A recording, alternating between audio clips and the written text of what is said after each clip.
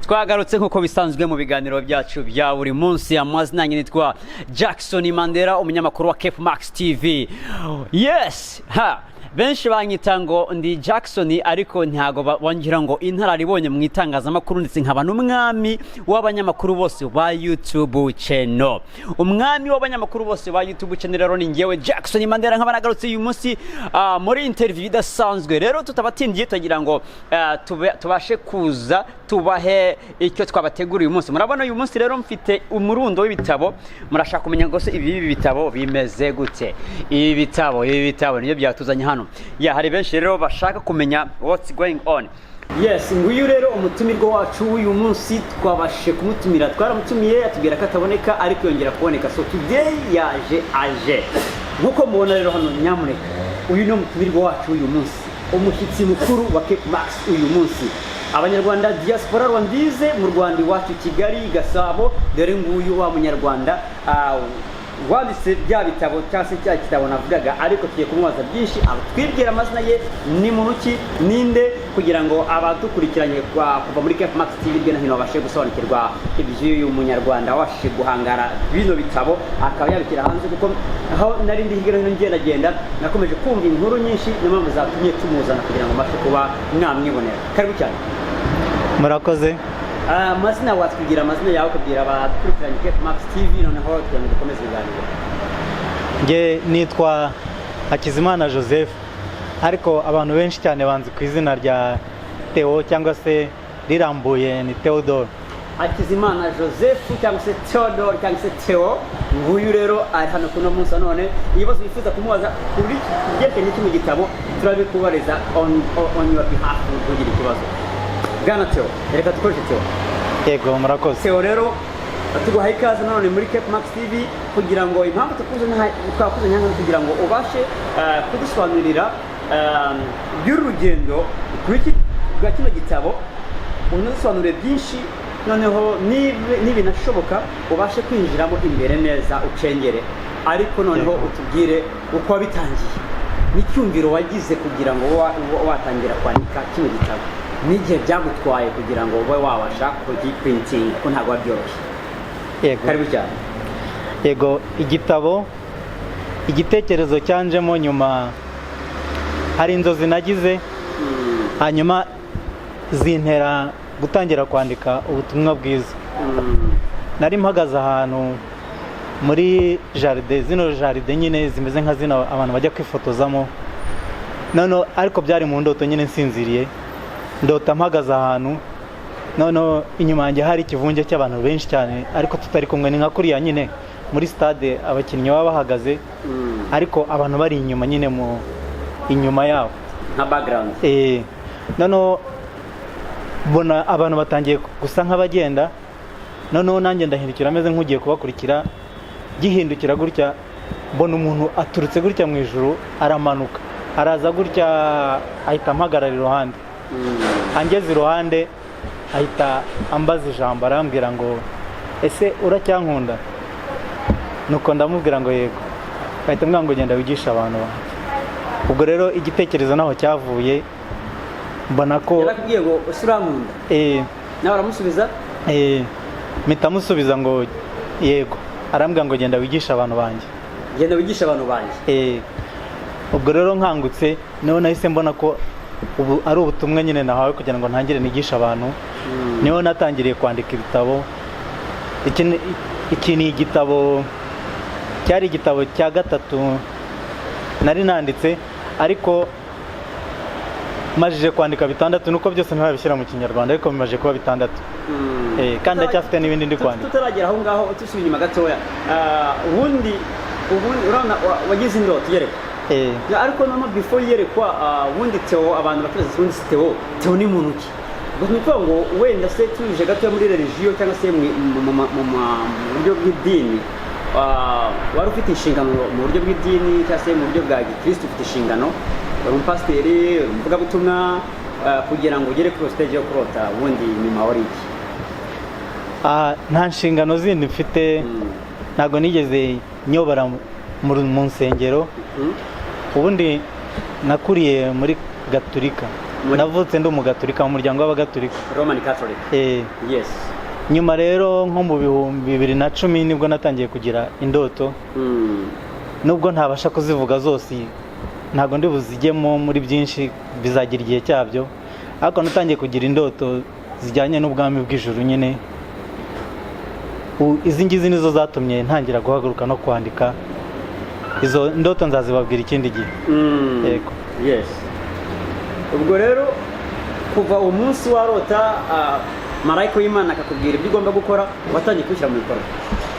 Ubwo nyine uwo waje ameze nk'umuntu aturutse mu bicu hejuru mu ijuru akaza akamagara iruhande niwe wanteye gutangira kwandika ntangira nyine gushyira ubutumwa nari mfite ibintu byose namajije kwiga guhera mu 2010 nagiye ngira inzozi genda ngira ibintu niga nkagira ibintu ngenda nsobanukirwa ubwo nibwo nahise mpaguruka ntangira kubishyira mu bikorwa none nibwo nanditse bino bitabo. Izo nzozi wagize byari 2010 cyangwa byari no guhera 2010 ugira inzozi? Ni inzozi nyinshi cyane nagiye ngira. Ibyo bitabo bindi se wagiye wandika iki gitabo ni cya kangahe? Iki gitabo ni icya gatatu. Hari ibindi nabanje kwandika mbere yaho. Hari igitabo gisobanura kurema. Hari igitabo gisobanura ubwigomeke bwa muntu ukuntu umuntu yaje kwigomeka agatandukana n'Imana. Noneho ni igitabo gisobanura ku rukundo. Mbese urebye ni ibintu bitatu ngendereye kwandikaho kuko nibyo mfitemo ubushobozi nahawe ubushobozi bwo kumenya no gusobanukirwa ku buryo nabibwira abantu nkabibigisha. Ikintu cya mbere nahawe ubushobozi bwo kumenya ni ukurema uko ibintu byaremwe mbese ushaka kubisobanurira umuntu akabyumva n'utari usanzwe abizi. Icya kabiri ni ugusobanura uko urukundo ruteye n'ukuntu rukora mbese uko abantu bagira urukundo. Icya gatatu mbasha gusobanura ni icyaha n'ukuntu kinjira mu buzima bwacu n'ukuntu kitwangiza n'impamvu Imana itagikunda. Iryo ni bwo butumwa Theo bakunda. Ubu byose jya ubyandika? Byose narabyanditse mfite ibitabo nagiye mbyandikamo. Ariko ntabwo biraba printed? Bimwe na bimwe biri printed biraprintinze ibindi bishyira kuri website nyine ku buryo abantu bashaka kubibona bakabyaccessinga bashaka kubigeraho. Nabishyize kuri website nureba ku gatabo inyuma yitwa mubihebyanyuma.com mubihebyanyuma.com. Ariko mu bitabo wagiye wanditse ko kino gitabo nicyo gitabo navuga ngo cyahitinze. Igitabo cyahitinze ko ni ibitabo dusanga hanze nanjye ubwanyu n'inyamakuru nabisanze hanze sinifuza kumenya ngo what's going on, ninde nyiri kino gitabo, ninde wacyanditse. Mbese benshi bagenda babaza ninde uri behind kino gitabo. Rero niyo mpamvu rero nk'umunyamakuru dufite mu mwuga wacu dushaka kugira ngo tumenye dufite amatsiko yo kumenya byinshi kugira ngo n'abo bantu bakurikiye cyangwa se inshuti zawe cyangwa se your fans your followers n'abafollower bacu kugira ngo babashe kumenya what's going on. Abantu badukurikiye rero ibitabo ngibi na nyiri ibitabo nguyu nyiri ubwite CEO wa nyiri ibitabo nguyu. Ubwo ni ukuvuga ngo kino gitabo kiri mu Kinyarwanda cyanditse ngo ubumuntu, inkomoko ya muntu n'ubumuntu, inkomoko ya muntu n'ubumuntu, uko umutima wa muntu waje kwangirika ukinjirwamo n'ubunyamaswa. Yego, niko kivuga hano. Yego. Ubwo rero iki kiri mu Kinyarwanda ariko is the same translation no mu Cyongereza bivuga kimwe bari gitranslating. Yego. Yes, ni ukuvuga ngo ni igitabo gifite page zingahe? Gifite page 27. Ndabona waryo utanga n'ama reference nka Matayo n'amavanjiri utanga ama reference ya buri kintu. Ntabwo wandika ngo ntube gutanga reference. Yego. Yes. Ubundi ibintu byose bishingiye muri Bibiliya niho twakuye ubutumwa. Hano ndi kubona ngo ishakiro nicyo mashaka cyane. Nk'abahanga mu bansi nk'abahanga bagenda barareba igifungura page y'igitabo kikubwira ubwiza cyangwa se kikubwira ububi bwayo. Ariko igihe nyifungura cy'igitabo nahise mbona ubwiza bw'igitabo. Cya mbere nahise nyinjira mu ishakiro mbona ngo ubumuntu. Cya kabiri ubugome, ubunyamaswa. Ni gute twatakaje ubumuntu? Icyaha cyatandukanyije abantu n'Imana. Icyaha cyangiza ubuzima. Yesu Kristo umukiza ikibazo cy'abantu bashaka kunaniza Imana bakanga gukizwa, umwanzuro ibi byose murabisanga muri kino gitabo. Nose kino gitabo ubundi cyagutwaye igihe kingana iki? Igitekerezo kimaje kunzamo cyo kucyandika iki gitabo, mbese ijambo ubumuntu ryanje mu mutima, ntangira kuritekerezaho numva ntirimvuye mu mutima, ntangira kuryandika nyine no kurishaka igisobanuro cyaryo, nsanga uburyo babisobanura kuri Google, uwitegereje hariya kuri Google igisobanuro cyaryo usanga gihuye n'icyo muri Bibiliya batanga n'ubundi. Bituma rero ngira amatsiko cyane, ntangira kugikoraho ubushakashatsi, ariko byantwaye ibyumweru 2 gusa kugira ngo mbe nangije kucyandika mu Cyongereza. Yego, mu Cyongereza nanagishyize no mu Kinyarwanda. Ubwo abantu bakwibaza ati ibyumweru 2 ubwo ni day and night? Akenshi mbikora nijoro, ndabyuka nijoro akaba aribwo nandika, kuko nibwo ibitekerezo nta kintu kikujena. Abantu bandika ibitabo rero ndakeka yuko hano nta bunebwe waba urimo, kuko ntabwo waba uri umunebwe wandika igitabo. Abantu bafite imyaka n'imyaka, ariko urumva ni ubuhanga buteye ubwoba kwandika igitabo in 2 weeks, iminsi 14 wandika igitabo. So nuko hano rero mu gihe wandika kino gitabo hari umuntu waguteraga inkunga, cyangwa ni wowe ubwawe witera inkunga uko wikoca, mbese ukora ibintu byose ninjye ubyikorera, no gukora uko igitabo nyine forume y'igitabo ku buryo gishobora gusohoka ninjye ubyikorera, no kugiprintinga ninjye ukiyishyurira, byose ninjye ubyikorera. Hano nandimo ndebamo ndavuga ati mbonamo muri hano akantu hano, ariko wenda amusore kubaza ntabwo umuntu abyuka yandika igitabo nk'uko wabikoze, ariko byanze bikunze hari background ufite, hari university ufite, hari degree ufite, hari masters ufite, ufite mu mashuri ya gatoya, ubundi ufite wize hano South Africa, wize kugira ngo bino bintu wize, ubundi wize muri writings, wize journalist, wize kugira ngo bino bintu nabyo ntabwo hari kariyeri ufite bijyanye na bino bintu. Nize muri university ya Cape Town yitwa CPUT. CPUT. University of CPUT. Cape Peninsula University of Technology. Yeah. Namwumvise yize university kuri CPUT, niho yize Cape Peninsula University of Technology, iba muri Cape Town. Nize ibijyanye babyita industrial engineering, ni uburyo inganda zikora, uburyo mbese umuntu ahimba products, ukazikora ukazi designinga, sinzi ukuntu mu Kinyarwanda byita ku designinga, noneho wamara ku designinga ukanazikora zigasohoka ku buryo zisohoka zifite karite nziza, ku buryo abantu bose bazikunda.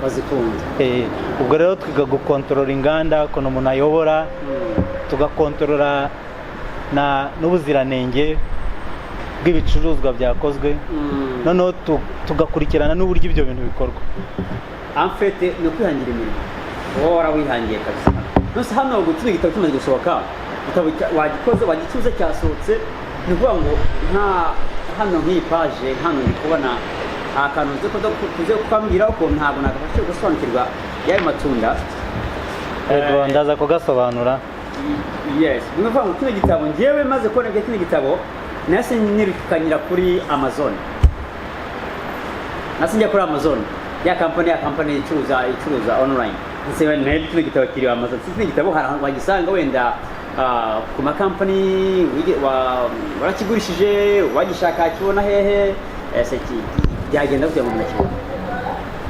Ubundi aka gatabo ni gato cyane, gafite amapaje 27 kandi kari mu bwoko bw'impapuro bita A5. A5 ni gato, ni nk'urupapuro rusanzwe runguru dusanzwe dukoresha ruhinnyemo kabiri. Aka gatabo rero na ubundi gatangirwa ubuntu, ntabwo nshaka kubona amafaranga yo kuduprintinga ngo ntuha abantu bose, ariko njye nifuje kugatangira ubuntu, ngashyira kuri website yanjye yitwa mu bihe bya nyuma .com, abantu bashaka kujyaho bakagasanga mu bihe bya nyuma akadomo.com. kari muri PDF abantu bakagashakiraho bakagasoma. Nanakoze page ikitirirwa kuri iyo website bashaka kugasoma turi bana printing. Ngo kino gitabo wagisanga kuri website yitwa mu bihe bya nyuma.com, niho wagisanga ukaba wabasha no kukidownloadinga kugira ngo ubashe kumenya ibikubiyemo mu kino gitabo. So waba uri Kigali, waba uri Canada, waba uri mu Bwongereza, waba uri mu Burayi bwahe, igitabo kiri kuboneka online kuri website yitwa ubu mu bihe bya nyuma akadomo.com. Urakoze cyane. Noneho no kuri Facebook? No kuri Facebook nabishyize hariya kuri page y'inyuma. Yes. Ushobora kujya page yanjye yitwa Rafiki Theo. Rafiki Theo.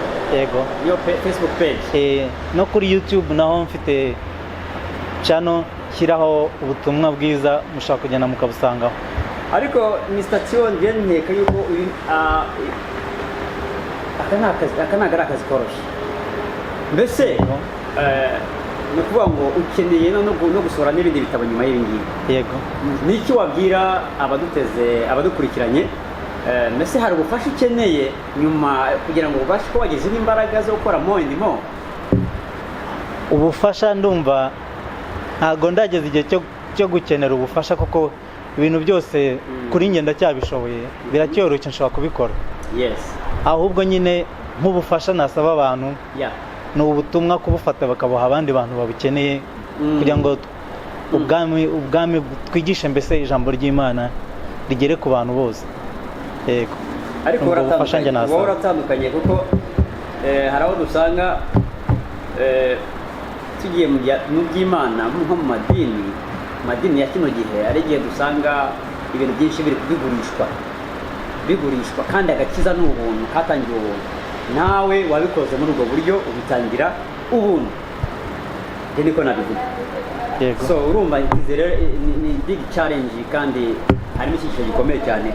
Uyu ni Mr. Theo, we aravuga ati igitabo ni ubuntu, ntabwo ndi kukigurisha, nta n'ikiguzi rwose kirimo, kuko ubutumwa twabuherewe agakiza twagaherewe ubuntu, nanjye ndi kubatanga ku buntu. So guys, mureke dusupporting mwene data, dusupporting tujye kuri website ye, maze tubashe kuba twadownloadinga kino gitabo no kugira ngo twakora share ku bandi bantu batarabasha kubona kino gitabo kitwa ubumuntu. Bwana Theo, turagira ngo winjire noneho deep ubashe kudusobanurira ibikubiye muri kino gitabo, kugira ngo noneho mu minota mikeya kugira ngo abadukurikiranye babashe kumenya what is going on, noneho basobanurire. Noneho nyuma dusoza kino kiganiro uze kuha nka advice. Hari abantu bakiri underground bifuza nabo gutera imbere mu buryo bwo kwandika ibitabo, ariko bagifite utubazo tumwe na tumwe, ndetse harimo n'ubwoba, harimo n'utubazo tundi twinshi two kutamenya tekinike, ariko ibyo byose baza kubivuga. Noneho mbese bisaba iki kwandika igitabo, mbese bigenda bite ku bantu b'abanditsi ariko nabo bashaka kuba bagera ikirenge mu cyabo? Urakoze cyane.